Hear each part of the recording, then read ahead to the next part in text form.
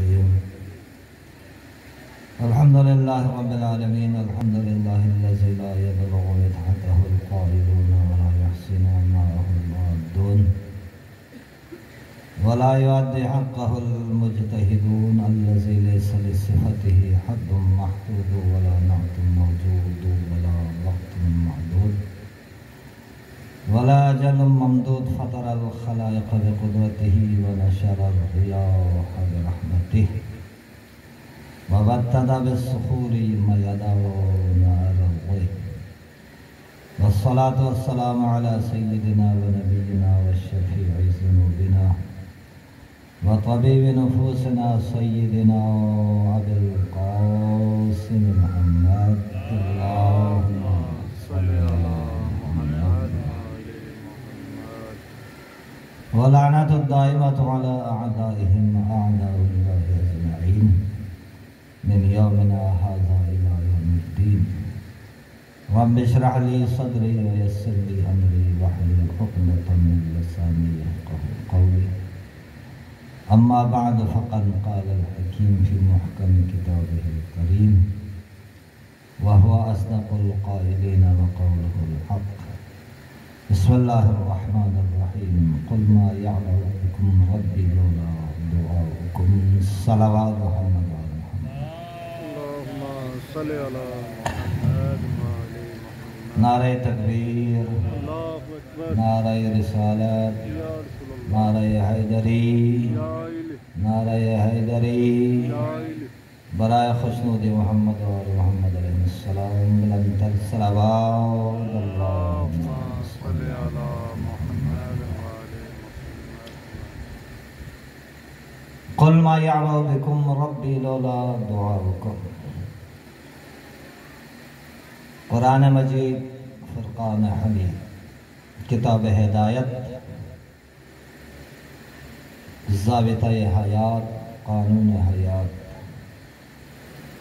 بابرکت کتاب قرآن مجید میں ارشاد فرمایا قل ما يعبأ بكم ربي لولا دعاؤكم اگر تمہاری دعا نہ ہوتی تو تمہارا پروردگار تمہاری پرواہ ہی نہیں کرتا دعا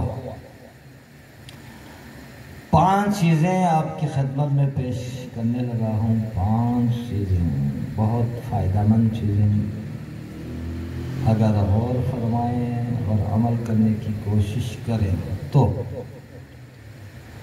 سب سے پہلی چیز دعا کی عادت دعا ہر وقت ہاتھ اٹھانے کی عادت اچھی عادت دعا کرنے کی عادت اچھی عادت حکم بھی یہی ہے کہ اپنے لیے دعا کریں مرحومین کے لیے دعا کریں مومنین کے لیے مومنات کے لیے بیمار ہیں ان کے لیے دعا دعا صادق آل محمد امام جعفر الصادق علیہ السلام نے فرمایا الدعاء مخ العبادہ دعا عبادت کی جان ہے مغز دعا عبادت کا مغز ہے عبادت کی جان ہے دوسری جگہ ارشاد فرمایا الدعاء يرد القضاء بعدما ابرم ابرام کہ دعا اس وقت بھی قضاء اور قدر کو ٹال دیتی ہے جب کہ وہ حتمی شکل میں داخل ہو چکے دعا کی عادت بہت اچھی عادت ہے ہر وقت دعا کرنے کی خدا کے آگے راز و نیاز خدا کے آگے سوال کرنے کی عادت راز و نیاز کرنے کی عادت گزشتہ انبیاء کی زندگی پر آپ غور فرمائیں سارے انبیاء مسلسل خدا سے دعا کرتے تھے حضرت یونس علیہ السلام کے والد محترم کا نام متی یا متا 2 نام آیا کتابوں میں متی ہر وقت دعا کرتے جنگل میں جا کر لکڑیوں کو کاٹ کر لاتے تھے اس کو فروخت کرتے تھے اس کے بعد جو ملے یا گندم ملے جو ملے پتھر کے ذریعے اسی کو پیسنے کے بعد روٹی پکاتے پتھر کے اوپر، اور اس کے بعد پانی کے ساتھ روٹی کھاتے، اور اس کے بعد خدا کے آگے ہاتھ جوڑ کے رو رو کے دعا کرتے تھے، عرض کرتے تھے پروردگار نہ میں نے ان جنگلوں کو پیدا کیا ہے، نہ میں نے ان کو پانی دیا ہے، نہ ان کی خدمت کی ہے، آپ نے ان جنگلوں کو خلق کیا، ان کی تربیت کی، ان کی پرورش کی، اور مجھے توفیق دی کہ میں جنگل میں جا کر لکڑیاں کاٹ کر لاؤں۔ حضرت سلیمان جیسے پیغمبر اور حضرت داؤد جیسے پیغمبر، جو دونوں مقرب بارگاہ خداوندی کے علاوہ حضرت سلیمان کو بڑی سلطنت عطا کی جو آج تک کسی کو دی نہیں، حکومت، سلطنت، پوری دنیا پر حکومت۔ اور حضرت داؤد علیہ السلام کے بارے میں ارشاد فرمایا یا داؤد انا جعلناک خلیفۃ فی الارض، اے داؤد ہم نے آپ کو روئے زمین کا خلیفہ بنایا۔ دعا۔ حضرت داؤد علیہ السلام زبور کو اٹھا کر محفل میں، جیسے کہ ہم مجلس میں اکٹھے ہوتے ہیں اسی طرح اس وقت بھی محفلیں ہوتی تھی، تو سب سے پہلے آپ کھڑے ہوتے تھے زبور لے کر۔ 4 کتابیں ہیں، تورات میں احکام الہی، انجیل میں اخلاقیات، زبور میں دعائیں، صرف دعا۔ زبور کے اندر جو مشہور کتاب ہے بڑی، خالی دعائیں، مناجات، اور قرآن پاک میں سب کچھ۔ زبور اٹھا کر دعا کرتے تھے، سب سے پہلی صف میں علماء کو بٹھاتے تھے، پھر متقی اور پرہیزگار لوگوں کو بٹھاتے تھے، اس کے بعد نیک لوگوں کو کرتے کرتے۔ جب آپ زبور کی تلاوت کرتے تھے تو سارے لوگ رو پڑتے تھے، گریہ کرتے تھے، روتے تھے، اور ہوا رک جاتی تھی آپ کی آواز اور دعا سننے کے لیے، مناجات سننے کے لیے۔ پرندے رک جاتے تھے، چلتا ہوا پانی رک جاتا تھا۔ قرآن پاک میں آیت بھی ہے، اے داؤد ہم نے پہاڑوں کو بھی آپ کے ساتھ کر دیا ہے، جب آپ زبور کی تلاوت کرتے ہیں تو پہاڑ بھی آپ کے ساتھ ساتھ بارگاہ خداوندی میں دعا کرتے ہیں، ذکر کرتے ہیں، آپ کے ساتھ مدد کرتے ہیں۔ دعا کی عادت۔ امام خمینی علیہ الرحمہ ایک جملہ فرمایا کرتے تھے کہ قرآن پاک کے بارے میں اور دعا کے بارے میں، وہ فرماتے تھے کہ دعا کلام صعود ہے، نیچے سے اوپر کی طرف جاتی ہے، خدا کی طرف، کلام صعود اوپر، اور قرآن ہے کلام نزول، اوپر سے نیچے آیا، نیچے آیا، آسمان سے زمین پر نازل ہوا۔ اور دعا، امام خمینی فرمایا کرتے تھے دعا کلام صعود ہے، اوپر کی طرف جاتی ہے۔ کسی زمانے میں ان کو پیغام دیا باہر ملکوں کی طرف سے، خاص کر طاغوتی طاقت امریکہ کی طرف سے، کہ اے خمینی آپ کے پاس نہ فوج ہے، نہ کوئی طاقت ہے، نہ لینا نہ دینا، آپ انقلاب کیسے برپا کریں گے؟ فرمایا کہ میرے پاس جو طاقت ہے وہ کسی کے پاس بھی نہیں، جب میں یہاں سے دعا کرتا ہوں تو میری دعا کے اندر اتنی طاقت ہوتی ہے، اسی ٹائم عرش الہی سے ٹکراتی ہے۔ دعا کیا ہے؟ ایک چیز دعا، دوسری چیز صدقہ و خیرات۔ اس کے اندر نکتے ہیں۔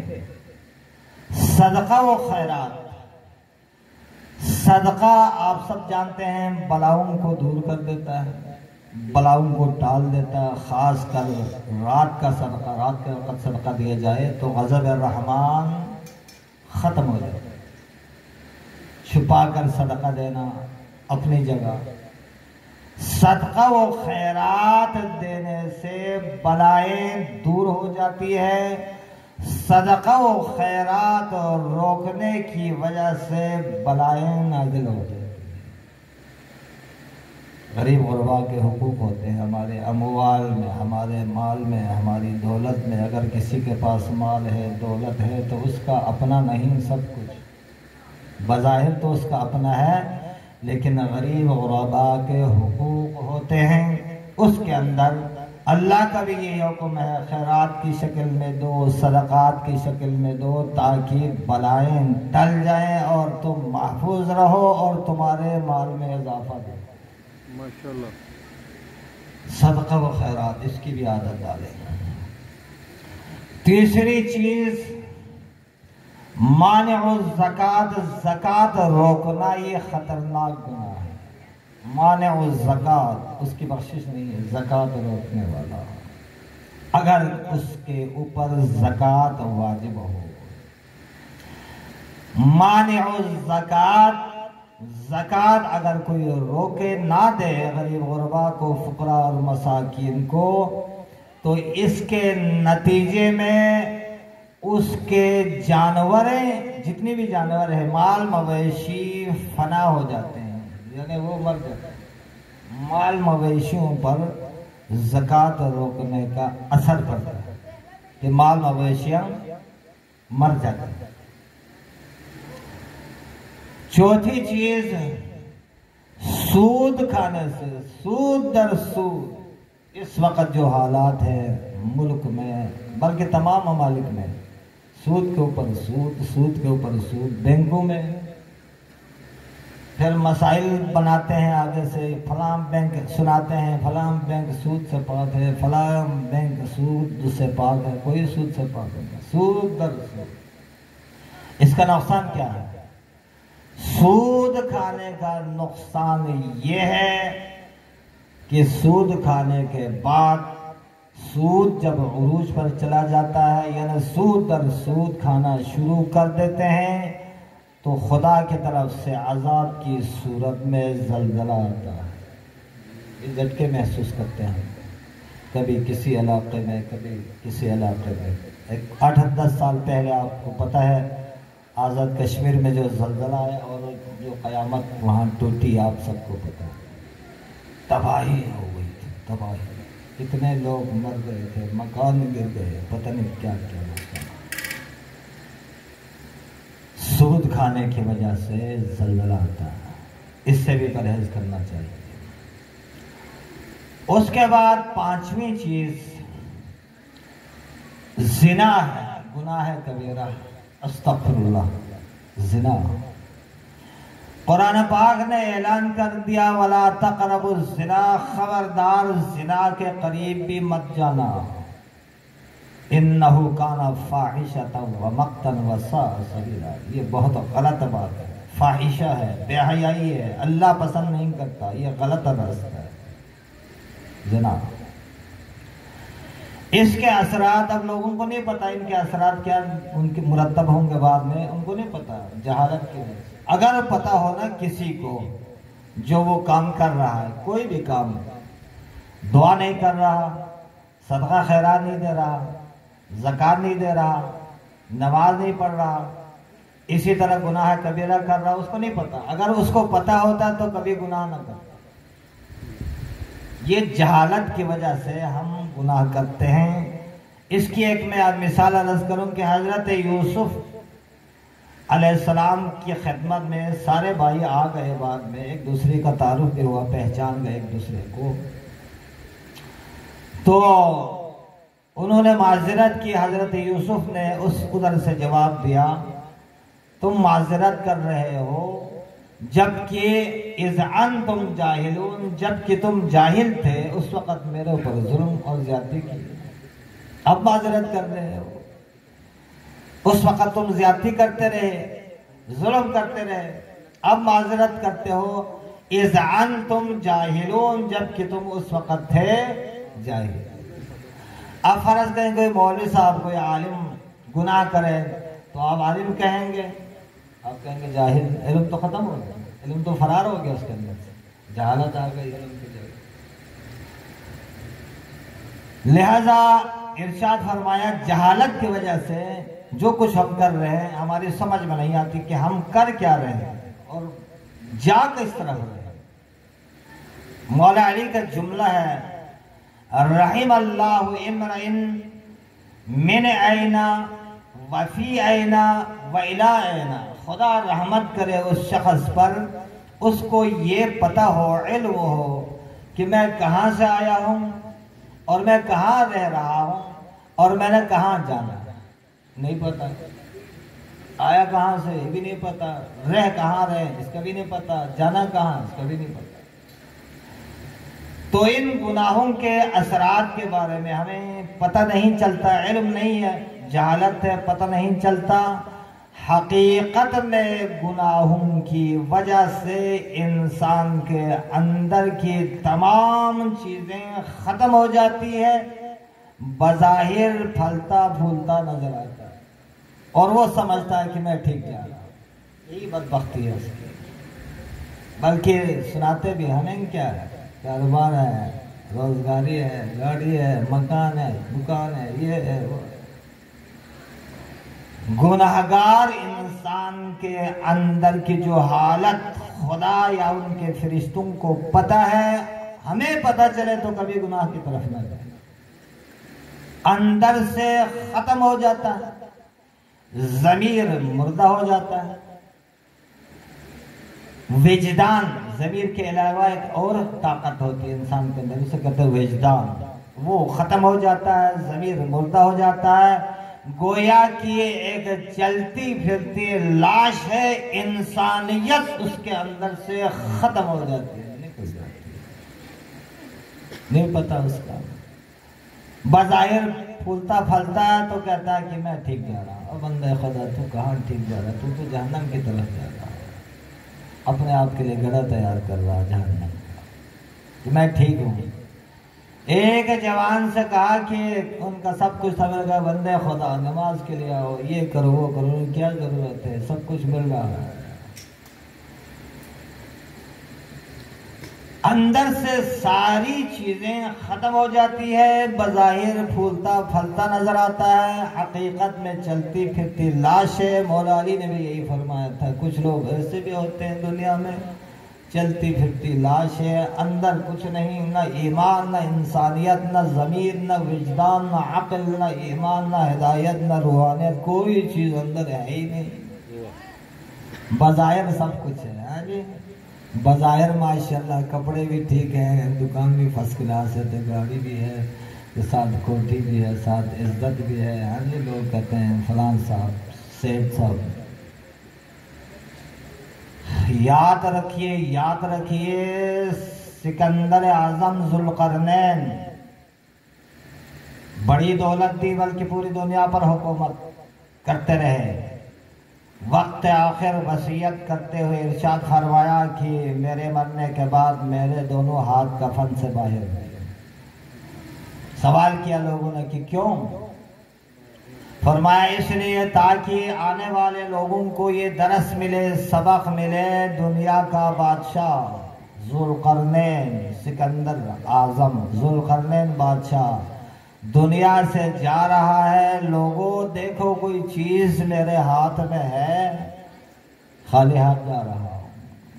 جنازہ جا رہا تھا ذوالقرنین بادشاہ کا، اس کی ماں آ گئی، ماں، انہوں نے ایک جملہ کہا ماں نے کہ اے ذوالقرنین، زندگی بھر خدا کے لیے کام کرتے رہے، زندگی بھر تبلیغ کرتے رہے، زندگی بھر لوگوں کو درس دیتے رہے، آخر پہ قیامت کی طرف جاتے ہوئے، قبر کی طرف جاتے ہوئے بھی آپ نے درس دینا شروع کیا کہ اپنے ہاتھوں کو باہر نکال کر سمجھانے کی کوشش کی، دیکھو میرے ہاتھ میں کوئی چیز ہے، ہر چیز فنا، کل من علیہا فان وَيَبْقَى وَجْهُ رَبِّكَ ذُو الْجَلَالِ وَالْإِكْرَامِ۔ ختم۔ مال وہ بھی در، پیسہ وہ بھی در، بینک بیلنس، مکان، کار، کوٹھی، کوئی چیز سوائے چند گز کپڑے کے کوئی چیز آپ کے ساتھ نہیں جاتی، نہ جا سکتی ہے، نہ لے جانے کی اجازت ہے۔ اگر کچھ اعمال صالح نیک اعمال میں سے مجلس کی صورت میں، جلسے کی صورت میں، حج، عمرہ، زکوٰۃ، کربلا معلیٰ کی زیارات، نماز، روزہ، خمس، زکوٰۃ، خیرات، صدقات کی صورت میں اگر کچھ کیا ہے وہی ساتھ جائے گا، نہیں تو جیسے کہ خالی ہاتھ دنیا میں آئے تھے اسی طرح خالی ہاتھ۔ عمر دراز مانگ کر لائے تھے 4 دن، 2 آرزو میں کٹ گئے 2 انتظار۔ بڑی عمر مانگی تھی دے اللہ عمر دے۔ عمر دراز مانگ کر لائے تھے 4 دن، 2 آرزو میں کٹ گئے 2 انتظار۔ 2 دن آرزو میں کٹ گئے تھے، 2 دن انتظار فارغ۔ عرض کر رہا تھا وَلَا تَقْرَبُوا الزِّنَا، خبردار گناہ کبیرہ جسے زنا کہتے ہیں اس کے قریب بھی مت جانا، قریب بھی۔ إِنَّهُ كَانَ فَاحِشَةً، وہ بے حیائی والا کام ہے، بے حیائی والا کام ہے، بے غیرتی والا کام ہے۔ وَمَقْتًا، بہت بری بات ہے، وَسَاءَ سَبِيلًا، غلط رستہ ہے، مت جاؤ۔ اس کے اثرات کیا ہوں گے؟ اثرات سمجھ لیجئے گا اثرات کو۔ عمل ہم کرتے ہیں، عمل کرنے کے بعد اچھا عمل انجام دیتے ہیں یا غلط انجام دیتے ہیں، ان کے اثرات ہوتے ہیں، اثرات مرتب ہوتے ہیں، ہمیں نہیں پتہ ہے، ہمیں نہیں پتہ چلتا ہے۔ نیک اعمال کے اثرات اپنی جگہ مرتب ہوتے ہوتے 90 سال آقا سیستانی کی عمر ہے، 90 سال۔ ہم لوگ تو 90 سال کے بعد لیٹرن میں بھی نہیں جا سکیں گے۔ 90 سال آقا سیستانی کی عمر ہے، ابھی اسی طرح ہے جس طرح پہلے تھے۔ جوانی کے زمانے میں مسئلے مسائل کا جواب دیتے تھے، فتویٰ دیتے تھے، آج بھی اسی طرح۔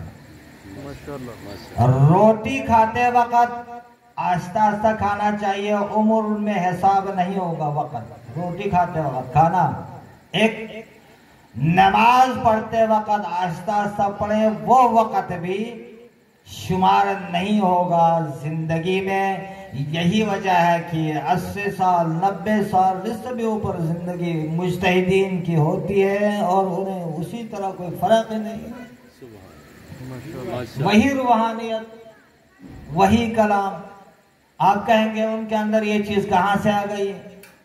ایک آیت پیش کرتا ہوں کہ حضرت عیسیٰ کے بارے میں، وَيُكَلِّمُ النَّاسَ فِي الْمَهْدِ وَكَهْلًا، عیسیٰ گہوارے میں بھی وہی باتیں کریں گے اور بوڑھاپے میں بھی وہی باتیں کریں گے۔ بوڑھا ہونا سے انسان کی باتوں میں رد و بدل ہو جاتی ہے نا، بندہ سٹھیا جاتا ہے، کہتا بابا بےہودہ باتیں کر رہے، ٹھیک ہے، مگر اللہ نے گارنٹی دی وَيُكَلِّمُ النَّاسَ فِي الْمَهْدِ وَكَهْلًا، چاہے عیسیٰ جوان ہو چاہے عیسیٰ بوڑھے ہوں، کلام اسی طرح کریں گے، اسی انداز سے جس انداز سے جوانے میں کیا کریں۔ ان کے اثرات ہوتے ہیں۔ اس نامراد گناہ سے بچئے، گناہ کبیرہ جسے زنا کرتے ہیں، قریب بھی مت جاؤ، قریب بھی۔ اللہ اکبر۔ اس کے نتائج، اس کے اثرات وہ آپ ذہن میں رکھ لیجئے گا۔ قیامت کے دن جو رسوائی ہے وہ اپنی جگہ، میں بیان نہیں کرتا، وقت بھی نہیں ہے۔ قیامت کے دن موت کے وقت جو عذاب ہے اپنی جگہ۔ قیامت کے دن مخلوق خدا متنفر ہوں گے، متنفر سمجھتے ہیں بھاگیں گے، متنفر ہوں گے، خلق خدا اپنی جگہ، عذاب قبر اپنی جگہ، حساب کتاب میں سختی اپنی جگہ، یہ ساری چیزیں۔ چہرے کی رونق ختم ہو جاتی ہے، چیک کر کے دیکھ، جو غلط لوگ اس کام میں مصروف ہے، چیک کر کے دیکھ، اگر وہ نظر آپ کے ہیں جو روحانیت کی نظر ہے، یہ جو مادیت کی نظر سے آپ دیکھتے ہیں تو پتہ نہیں چلے گا، روحانیت کے نظر سے دیکھیں تو اس کے چہرے کی رونق ختم ہو گئی۔ میں نے پہلے عرض کیا کہ اس کی انسانیت اندر سے ختم ہو جاتی ہے، اوپر سے پھوٹ پھاٹ ہے، اوپر سے بس سب کچھ ٹھیک، اندر سے ختم، فارغ ہے۔ اس کے اثرات میں سے ایک بڑا خطرناک اثر یہ ہے، کثرت زنا کی وجہ سے مرگ مفاجات، بے خبری کی موت واقع ہوگی۔ اس کو کہتے ہیں مرگ مفاجات، بے خبری کی موت واقع ہوگی۔ پتہ نہیں تھا اس کو، کام پہ کیا ہوا تھا، کاروبار میں مصروف تھا، کسی اور کام میں مصروف تھا، ہوگا کیا؟ اچانک انا للہ و انا الیہ راجعون، یا گاڑی میں نعوذ باللہ، خدا سب کی حفاظت کرے، جاتے جاتے ایکسیڈنٹ ہوا۔ اس کو کہتے ہیں مرگ مفاجات، یا حادثات بھی آپ لوگ کہتے ہیں، حادثات کی شکل میں بندہ فرامن کے، یا ہارٹ اٹیک کا، یا کسی اور بہانے سے۔ تو صلی اللہ محمد وعلی محمد، کوئی بات نہیں، بچہ اس سے بچیے، اس سے بچیے۔ مرگ مفاجات، بے خبری کی موت واقع ہوگی اچانک بیٹھے بیٹھے۔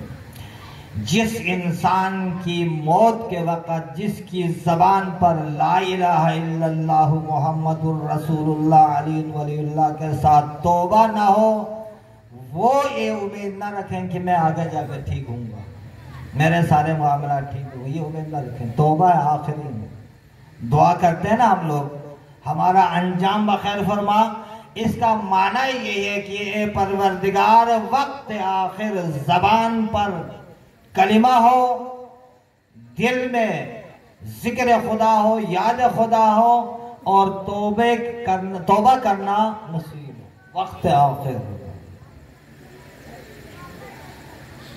یہاں پر ایک شعر ذہن میں آیا اچانک، محسن نقوی کا، محسن نقوی کا، جب میری زندگی کا لبریز جام ہوگا، یعنی زندگی ختم ہوگی، موت کا وقت آئے گا۔ غور سے سماعت فرمائیں، بہت اچھا شعر ہے، اللہ ان کی مغفرت کرے۔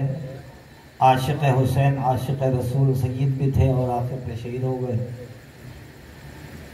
وہ دشمن اہل بیت سے نفرت کرتے تھے، شہادت کی وجہ یہ کھل کے سناتے تھے۔ وہ ایک مقرر بہت زبردست، دونوں کو اللہ تعالیٰ مغفرت فرمائے، کراچی کے علامہ عرفان حیدر عابدی صاحب، سید تھے دونوں ساتھ رہتے تھے، ساتھ اٹھتے بیٹھتے تھے،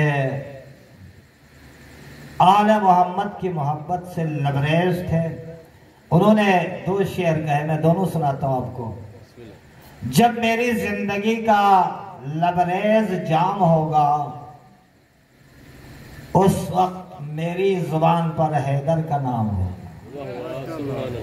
اور کیا چاہیے؟ یہ بھی توفیق نہیں ہوگی میں کھل کے کہنے والا بندہ ہوں، یہ بھی توفیق نہیں ہوگی اگر اسی طرح اپنے زندگی گزاری تو جس طرح گزار رہے ہیں، جس طرح جہالت میں ڈوب چکے ہیں، اگر اسی طرح رہو گے تو ایک جملہ بھی زبان پر جاری نہیں ہوگا، نہیں ہونا۔ جب میری زندگی کا لبریز جام ہوگا، اس وقت میری زبان پر حیدر کا نام ہوگا۔ جب میں اس وقت میری زبان پر حیدر کا نام ہوگا، یعنی علی علی کرتے ہوئے مر جائے تو اس سے زیادہ خوش قسمتی انسان کی اور کیا ہو سکتی ہے؟ حسین حسین کرتے ہوئے دنیا سے جائے، علی علی کرتے ہوئے، اللہ اللہ پر کرتے ہوئے، ہاں اور کیا چاہیے؟ اس کے بعد ایک اور انہوں نے شعر فرمایا کہ جب موت واقع ہوگی، ڈانپیں گے جب عزیز آ کر میرے بدن کو، کفن دیتے ہیں نا مریض کو، ڈانپیں گے عزیز جب عزیز آ کر میرے بدن کو، یعنی کفن میں مجھے لپٹائیں گے، کفن پہنائیں گے، اس وقت تو یاد کروں گا مظلوم بے کفن کو، اس وقت میں یاد کروں گا مظلوم بے کفن کو، اس کربلا کے غریب اور شہید کو جو 3 دن کا بھوکا پیاسا شہید کیا گیا، اور 3 دن تک بلا غسل ولا کفن، بغیر غسل اور کفن کے کربلا کی تپتی ہوئے ریت پر سید شہداء اور ان کے رفقا کی لاش پڑی رہی، 3 دن گزرنے کے بعد امام سجاد اعجاز امامت آئے اور لاشوں کو دفنانے کے بعد امام حسین کی قبر کی نشان بنایا اس طرح، اور اوپر ایک جملہ لکھا ھذا قبر الحسین قتل عطشان، یہ حسین کی قبر ہے جسے پیاسا مارا گیا، علی لعنت اللہ۔